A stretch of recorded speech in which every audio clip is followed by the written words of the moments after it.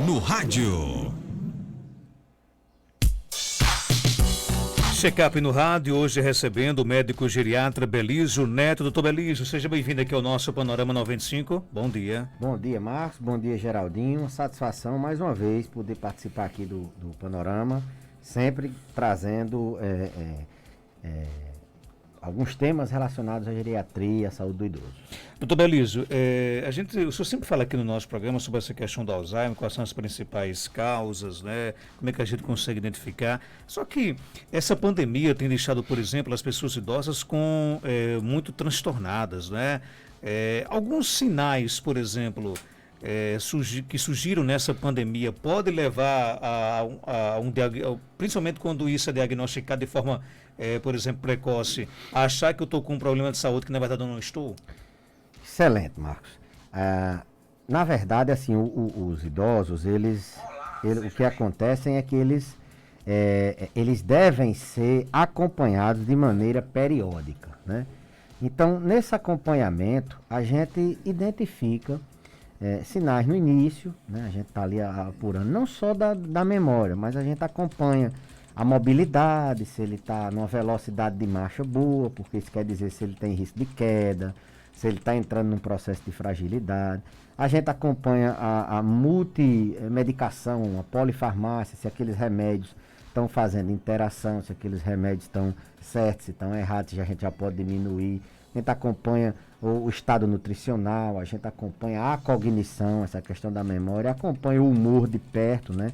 A gente está no mês de Setembro Amarelo, mas quem faz acompanhamento geriátrico, eu sempre gosto de dizer, geriatria não é você ir se consultar uma vez de um simples problema, não. É você manter-se acompanhado por um profissional que vai cuidar da pessoa idosa, não é?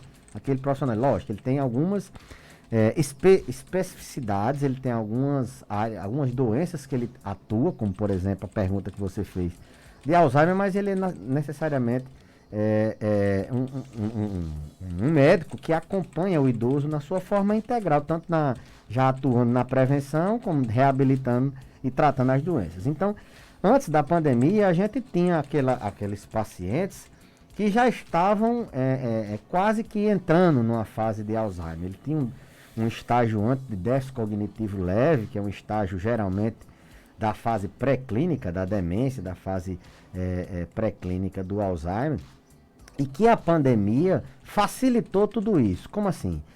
Para que a gente evite, uma das formas de proteger, de prevenir a demência, não só de Alzheimer, mas a gente sabe que 30%, 40% de demências são não Alzheimer. Então, esses pacientes, eles entraram num momento de fazer tudo aquilo que a gente não faz para evitar o Alzheimer. Eles ficaram sem contato social, eles ficaram isolados, eles ficaram num ambiente, geralmente dentro de casa, sem saber o que estava se passando, se eles não têm habilidade para estar acompanhando o jornal, geralmente passeava, saía de casa e ali ele se orientava qual dia, o que estava acontecendo, conversava com outras pessoas. Muitos deles que vinham sendo acompanhados nesses 6 meses, eles sumiram do consultório e aí entraram num quadro de demência, começaram sim a esquecer e a não conseguir fazer algumas atividades do dia a dia. E outros que já estavam, né, numa fase leve ou moderada ou avançada, eles pioraram, aceleraram muito, porque tudo aquilo de orientação que a gente fazia para manter o paciente com estimulação mental e não perder memória, não perder cognição, a pandemia veio e levantou. Para piorar, os que necessitavam de alguma intervenção, eles ficaram com medo de ir ao consultório, ao posto de saúde e aceleraram. Agora eles estão voltando, né? Eles estão voltando e a gente vendo que a maioria dos que tinham risco de adoecer de demência, eles adoeceram. A maioria dos que estavam numa fase leve ou moderada, eles progrediram, eles pioraram, apareceram os outros sintomas comportamentais. Então a pandemia ela foi desastrosa nesse aspecto da saúde cognitiva dos pacientes que têm síndrome demencial, que a gente não pode dizer que toda demência é Alzheimer. A síndrome demencial é o conjunto de sinais e sintomas que dizem que o paciente tem um déficit cognitivo, ou seja, ele não tem a capacidade de lembrar 100% ou de falar 100%, tem déficit na linguagem, de realizar alguma capacidade executiva e ainda tem um prejuízo em alguma atividade, seja ela básica ou seja ela instrumental, geralmente instrumental. Então, as síndromes demenciais foram bastante impactadas com esse isolamento social, com essa falta de atividade mental e física dos idosos na pandemia. O distanciamento da pessoa idosa, por exemplo, do consultório, do tratamento de saúde que ele vinha fazendo, por exemplo, com o geriatra, isso com certeza traz um prejuízo, mas dá para recuperar? Dá. A questão é que, assim, tem alguns que já vinham esticando a corda, né? Já faziam 1 ano, tem alguns que faziam 2 anos, e agora que pioraram, eles entraram numa fase evolutiva da doença que talvez a gente não consiga mais voltar para o que era antes. A gente vai tentar evitar de perder o resto em tão pouco tempo. O grande objetivo é esse, frear a perda com que o paciente, se ele vai esquecer de tudo, do nome do filho, da mãe, vai esquecer a hora de ir no banheiro e fazer xixi na própria roupa, isso aí é evolução da demência. Então a gente até consegue frear. O objetivo é mais que isso aconteça, não nos 6 meses, 1 ano, isso vai acontecer muito mais para frente. Com 4, 5, 6 anos de doença que a gente tenha essas perdas. O tratamento visa controle de sintomas. O que mais incomoda o paciente que tem demência são os sintomas comportamentais. É ele quando começa a não dormir de noite, querer dormir de dia, ele começa a perambular de noite, ele se agita, fica querendo fugir de casa, ele começa a ficar agressivo, começa a chorar, começa a ficar ansioso, começa a tirar cabimento, falar coisas de ordem sexual que ele nunca falava antes. A hipersexualidade acontece em algumas demências, na demência de Alzheimer em fases mais avançadas pode acontecer. Ele desaprende a se alimentar, ele desaprende a ir no banheiro, desaprende a comer com as próprias mãos, eles entram em apatia, em mutismo, ficam sem falar até chegar nas fases finais que ele não consegue nem segurar a cabeça, fica acamado. Então, essa é a progressão da doença, esse é o problema deles voltarem. Agora, aqueles que esticaram a corda tiveram muito prejuízo. Aqueles que estavam sendo acompanhados, deram só uma retardada, tiveram prejuízo, mas não foi demais.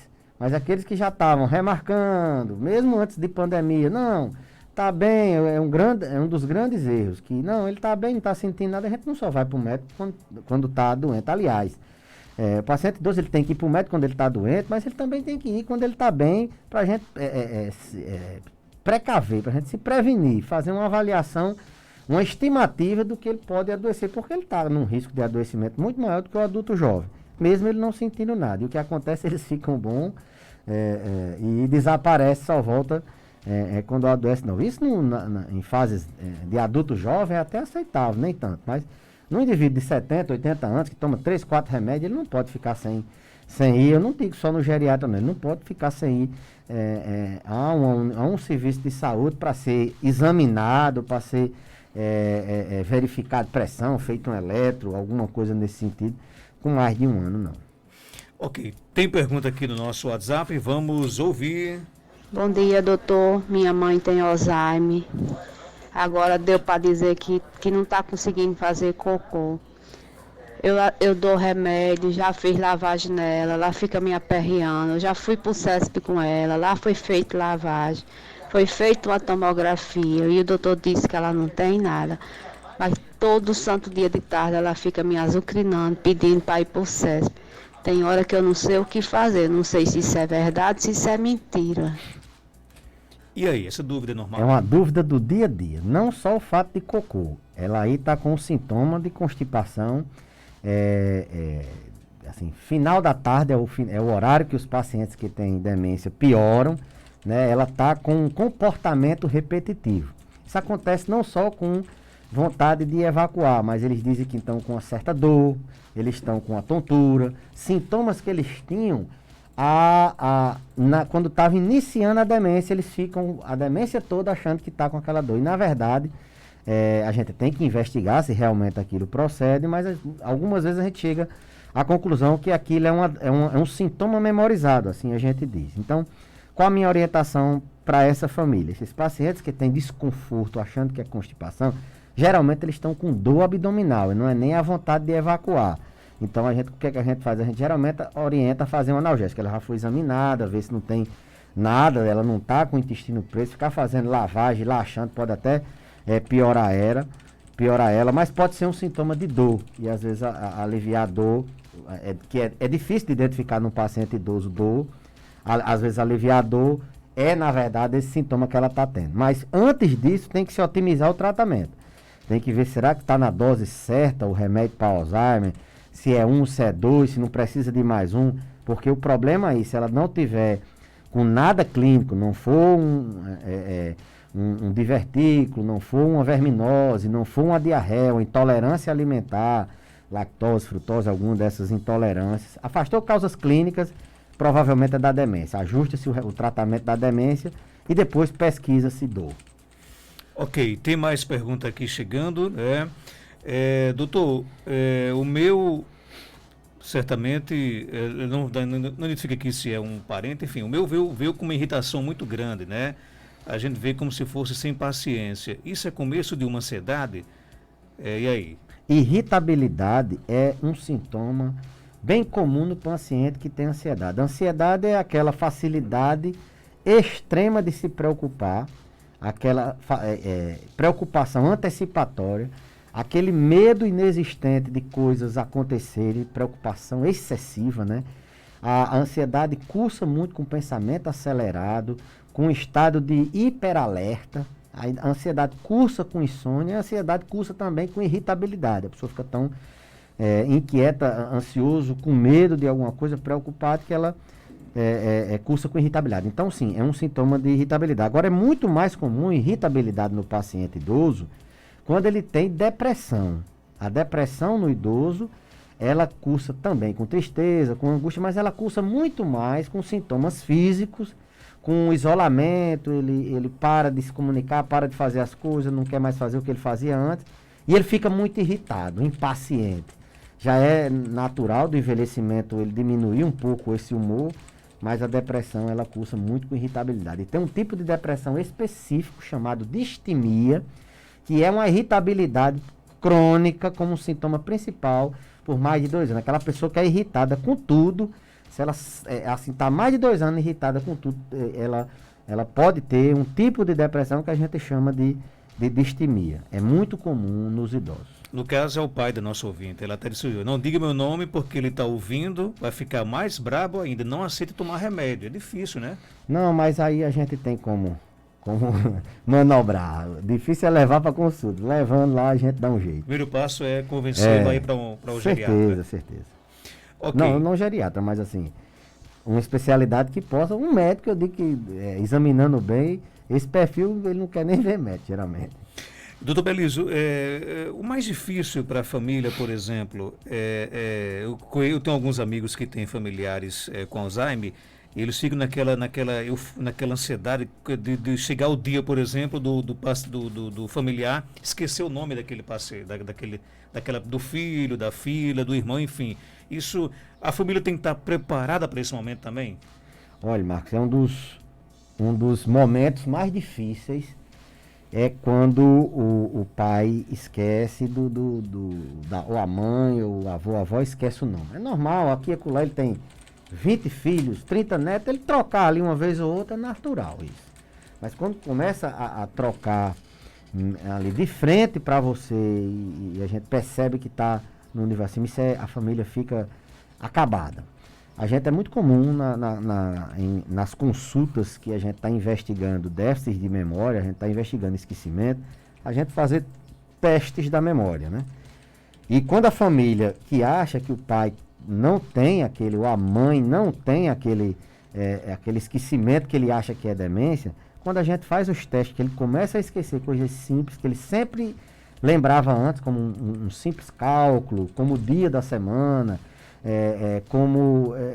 coisas simples, não consegue desenhar um relógio, não consegue dizer um número de animais. São testes que a gente faz na memória, são testes estruturados que a gente faz. E aí é comum a gente se deparar com o choro do filho, o choro do neto que está ali acompanhando, que ele agora sim caiu a ficha que o pai está esquecendo E daqui uns dias ele pode, se não tratado, esquecer, que é uma evolução da demência, ele começa, assim, é muito mais em fases moderada, avançada, que ele realmente esquece o nome da família. A família entra num processo de luto, eu diria, porque para a família isso é como se aquela pessoa morresse fisicamente, como símbolo. Então ela tem aquela presença, ele tem aquela presença, mas é aquela presença, sempre digo, ele está morto, assim, talvez na memória, mas ele é uma pessoa viva e a família não deve, tem que entender esse luto. E eles passam, eles absorvem, depois começam a entender e voltam ao normal. Mas se você me perguntou, que esse fato de esquecer o nome dos familiares, isso é extremamente atormentador, triste para a família. Mas às vezes é onde cai a ficha e realmente, porque a família tem a ideia de negação. Ninguém quer que o pai esteja demenciando. Então, inconscientemente, ela fica negando para ela mesma, não, meu pai está esquecendo, mas é da idade, aquela história que é da idade. E não leva para fazer uma avaliação.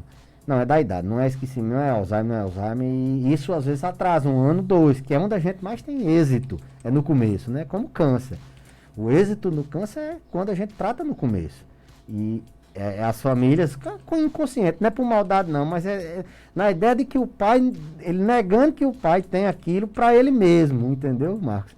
Isso atrasa um pouco, isso às vezes tem que ter uma observação de alguém de fora. Rapaz, se o pai tá passando troco errado, se o pai tá indo na rua, tá esquecendo, a gente pergunta coisa, ele repete várias vezes. Semana eu encontrei ele perdido, e às vezes é aí que a família se toca e leva. Então, prestar bem atenção. Esse mês é o mês do Setembro Lilás também, não é só do amarelo, não. É o setembro em alusão isso aí é uma marca mundial, né? O Setembro Lilás em alusão à demência de Alzheimer, mas a gente aproveita e faz uma ampliação para as outras demências também. Bom dia. Meu pai teve Alzheimer diagnosticado e antes de começar o tratamento alopático, fiz um tratamento com óleo de coco e ômega 3 e reverteu. Qual é a sua opinião, doutor Belísio? Não era Alzheimer. Se for, isso não é um tratamento para Alzheimer? Não era Alzheimer. Não existe esse remédio para Alzheimer. Tem mais pergunta aqui, doutor Belísio. Minha mãe já faz acompanhamento com um cardiologista há muito tempo. Indo ao geriatra, interfere nesse acompanhamento? Não. Olhe, cada especialidade, a geriatria, ela trabalha, se tem uma área da medicina que trabalha de forma interdisciplinar, a gente tem pacientes que estão na cardiologia, na nefrologia, na reumatologia, a gente tem essa interface. O geriatra, ele meio que, ele meio que gerencia, é o médico, vamos dizer, da confiança do paciente. Mas eu tenho muitos e muitos pacientes que têm acompanhamento, cada um na sua área, a gente conversa entre essas áreas. Às vezes tem uma coisa que eu achei que foi nova, até antecipe a consulta. Às vezes, o que acontece, às vezes, são os próprios pacientes ficarem talvez intimidados não, mas eles ficam assim com receio de dizer que também está sendo acompanhado, mas não, a gente, pelo contrário, a gente tem, agrega valor, a gente tem muito paciente que é de outras áreas, a gente medica assim, algumas doenças que realmente, antes do paciente ter essa interface, às vezes não necessita ir naquele momento, mas um paciente já tem um acompanhamento cardiológico, já tem um acompanhamento hematológico, a gente não vai dizer, olha, não vai mais, não existe isso não, pelo contrário. A gente até estimula a que eles mantenham. Às vezes o paciente abandona a gente e fica com o outro, mas isso não é dicotômico assim não. Às vezes abandona o outro, fica com a gente. Isso não é dicotômico não. O que acontece na maioria das vezes é uma intercomunicação entre as ciências, não só com as ciências médicas, mas a geriatria se comunica muito com a nutrição, com a fisioterapia, com a psicologia, com a terapia ocupacional, com a fono. A gente é muito multidisciplinar, porque o idoso ele não é uma doença, ele não é um órgão, ele não é apenas uma perna, uma cabeça, um coração, um cérebro, não, ele é uma pessoa que tem uma vulnerabilidade, uma diminuição da reserva em todas essas áreas. Por isso que a geriatria ela meio que dá uma vista global. Doutor Belísio, meu sogro tem 89 anos e tem saúde para dar e vender. Eu tenho mais esquecimento do que ele, né? Então, nesse caso, quem tem que se procurar se preocupar é a pessoa, né? Você vê como o esquecimento não é uma doença de velhice. Tem muitos idosos que eles tem um preconceito com eles mesmo, tudo é da velhice, tudo é da velhice. Não, não é, tá aí um exemplo de 89 anos e não tem esquecimento. Esquecimento, por incrível que pareça, Marcos, é muito mais comum no adulto jovem, isso estatisticamente. O que acontece é que no idoso, o esquecimento, ele leva a uma preocupação. Será que não está com Alzheimer, que é uma doença crônico-degenerativa, às vezes irreversível, que tem muitos complicadores, muitos problemas, não só para a família, mas para o próprio paciente. Agora, nessa idade, o esquecimento preocupa muito. Mas o adulto jovem, ele tem mais esquecimento, porque ele tem mais ansiedade, tem mais dificuldade de foco, principalmente com os novos hábitos aí de vida. Minha mãe sofreu uma isquemia cerebral, apresenta um quadro de esquecimento, mas é muito ativa. Existe alguma ligação de isquemia com Alzheimer? Quem pergunta é a Liz, no bairro Paraíba. Muito demais. Não é que... Não, assim, isquemia e Alzheimer, assim, só os sintomas são parecidos. 50% a 60% das demências, elas são Alzheimer, Marcos. O resto, a segunda causa de demência é uma demência que a gente chama vascular, que é a demência exatamente causada, é uma espécie de Alzheimer, causada por isquemia. Paciente que tem AVC e evolui com sintomas parecidos a Alzheimer. A causa daquele esquecimento, daquela perda de memória, é da isquemia cerebral, é do AVC. Então, a segunda causa de demência é a demência vascular. A gente já teve de fazer programas aqui sobre demência vascular, que é aquela que aparece depois de um AVC, depois de uma isquemia. Não é aquela que vem, ela tem um caráter de aparecer subitamente, certo? Tem uma outra causa de demência, que é a demência mista, que é uma mistura de Alzheimer com demência vascular. Tem um pouquinho de Alzheimer, aquele paciente tem já um pouquinho de Alzheimer, tem uma fisiopatologia de Alzheimer, e ele fez um evento agudo, ele fez um evento de isquemia, de AVC, alguma coisa assim. Então ele tem uma demência mista. E o terceiro tipo de demência seria, o quarto tipo seria a demência por corpúsculo de Levy, e aí segue o barco, demência frontotemporal, demência por doença de Parkinson, demências reversíveis, né? Então, a isquemia, o AVC, ele tem um complicador que é fazer demência também. Não é uma demência de Alzheimer, os sintomas são parecidos, são iguais, esquecimento, perda de habilidade para fazer alguma coisa, perda de independência. Então, a demência é também demência, mas é uma demência por outra causa. No caso, pela isquemia, pelo AVC, pelo ataque isquêmico transitório. Um paciente que tem, eu sempre digo, saúde, você cuidando do seu coração, você cuidando da sua saúde, você cuida também do cérebro. Tá vendo como o cérebro, quando ou não tem infarto, tem AVC, quando tem AVC, pode ter demência. Marcos, bom dia, doutor Belísio. Queria perguntar ao senhor, porque eu tomo remédio para depressão. Aí estou tendo esquecimento aqui e acolá. Estou tendo esquecimento, eu tenho 50 anos, né? Pode ser por causa do remédio ou é começo de Alzheimer? Assim, tem duas coisas que dá esquecimento. Nesse caso dela aí, a depressão dá esquecimento e alguns remédios para depressão, eles podem dar esquecimento. Geralmente é muito mais pela depressão. Quem tem depressão tem um déficit na atenção, tem um déficit na concentração. O paciente depressivo e ansioso, ele não se concentra bem, ele não tem uma atenção sustentada. E são pilares para... Eles não se concentram bem nem têm atenção. São pilares para você lembrar. Você só lembra bem se você estiver atento e concentrado. Quer ver? Você venha preocupado para aqui, para a rádio, ver se você se lembra do que foi que você fez hoje ou do que vai fazer. Você está preocupado com outra coisa e não lembra. Então ela pode ser da depressão. Mas tem alguns medicamentos, principalmente medicamentos mais antigos, uns antidepressivos da classe dos tricíclicos, amitriptilina, nortriptilina, eles dão muito esquecimento. Alguns medicamentos que são, eles ajudam no tratamento, não são específicos para depressão, mas às vezes eles controlam alguns sintomas iniciais, como os benzodiazepínicos, aqueles remédios de receita azul, eles podem dar esquecimento.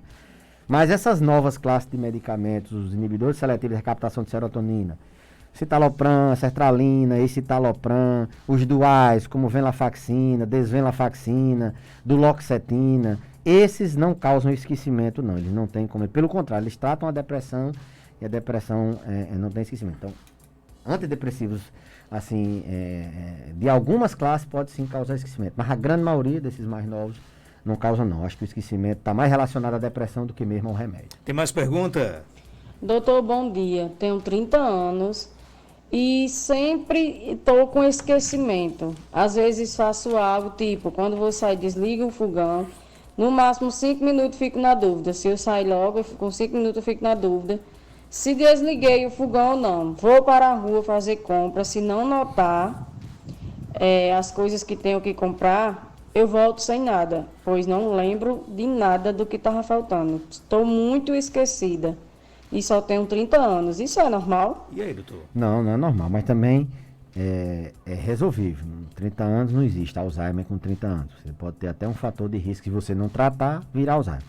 Problema, como eu volto a dizer, na atenção, na concentração. Ela, por algum motivo, não sei se por transtorno de ansiedade, por algum estresse, por alguma coisa que está atrapalhando ela se concentrar, atrapalhando ela ter atenção. Ela tá tendo déficit na atenção e na concentração, provavelmente. Vai ligar o fogão pensando em outra coisa, em algum problema, em alguma coisa, e ela esquece de desligar o fogão, porque na verdade é como aquela pessoa que come pensando em outras coisas, almoça ali ligeiro, a comida ela nem se lembra do que comeu. Né? Então ela não se concentra, ela não vai lembrar. Aquilo que você não presta atenção, você não lembra. Nossa memória ela é muito seletiva, ela só guarda o que o cérebro entende que tem assim, valor, que ela realmente acha que tem necessidade. Se você não dá atenção, ela não vai lembrar bem. A concentração do mesmo jeito, vai na rua. Se ela não prestar atenção, se concentrar no que está faltando, geralmente ela precisa. Então aí o que é que faz? É tentar ver o que é que está. Será que é um transtorno de ansiedade que ela está tendo e não está conseguindo se concentrar? A mente fica saltitando e ela não consegue ter atenção. Será que é alguma outra coisa que está acontecendo? Olha, nesses casos, antes de procurar a atenção médica, procure fazer uma reflexão. Será que eu estou dormindo bem? Será que eu estou me preocupando com coisa acima do que eu deveria? Será que eu estou fazendo as coisas pensando já na frente, não estou me concentrando no agora? O ansioso, ele se concentra no depois.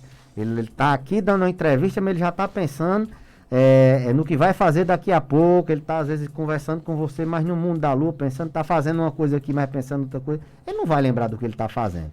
Então, será que eu não estou desconcentrado em tudo aquilo que eu faço? Será que eu estou realmente tranquila? Faça o ideal. Faça uma atividade física. A atividade física melhora muito esse estado de normalidade neuroquímica mental. Você tem uma sensação de mais tranquilidade, você consegue se concentrar em uma coisa de cada vez. Procure dormir melhor, procure evitar problemas sem necessidade. Se é aquela pessoa que busca problema na família todinho, procure tratar. Se você acha que tem ansiedade, você acha que tem depressão, mas comece fazendo uma atividade física, fazendo uma atividade de relaxamento, de meditação, oração, procure uma alimentação saudável. Tudo isso atrapalha a nossa saúde mental, consequentemente atrapalha a gente ficar atento, concentrado e lembrado. Um forte abraço aqui para o nosso amigo Geraldo Ferreira, aí no bairro São João, na cidade de Jardim do Seridó. Por falar em esquecimento, deixa eu lembrar aqui para o Geraldo que o Botafogo está na zona de rebaixamento e nas últimas 5 partidas perdeu 2 e empatou 3. Que hoje cedo ficou tirando onda com o Flamengo. O Flamengo entrou com um time... Então, acho que o Geraldo está esquecido. Não, ele está esquecido. Geraldo Ferreira, não é você não, Geraldo. Geraldinho já se tocou aqui, né? Porque o atual campeão brasileiro, quem é? Flamengo. Da Libertadores. Flamengo. Quem é o único time que ganhou todos os títulos esse ano? Flamengo. Esse ano ninguém ganha mais nada. Então, assim, esquecimento faz parte da torcida dos antes. O Flamengo jogou com o time C, e eles comemoraram a derrota pro Ceará. Agora, a gente tem 4 jogos aí, né? 3 da Libertadores e um contra um time no camarada que tá aqui à minha direita. Contra o Palmeiras, o Verdão, que vem com tudo aí. Então o Flamengo tinha que treinar o time reserva e poupar os titulares. O treino de ontem já foi com os titulares. Pois é, e eu acho que assim, a gente também às vezes tem que dar a chance dos outros ganharem, por exemplo.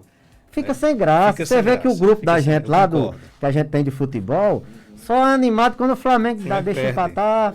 Manda um abraço aí para Edson, que disse que hoje era imperdível ouvir o programa. Sabe o que eu ia dizer? Edson, um abraço, Edson. Depois da derrota do Ceará. Abdias já apareceu ou não? Rapaz, ele apareceu, mas aí eu fiz uns comentários, ele ficou triste e o Botafogo terminou perdendo pro Vasco e ele se calou de vez. Um abraço do Belísio. Abração, Marcos, e até a próxima, se Deus quiser. 8 horas de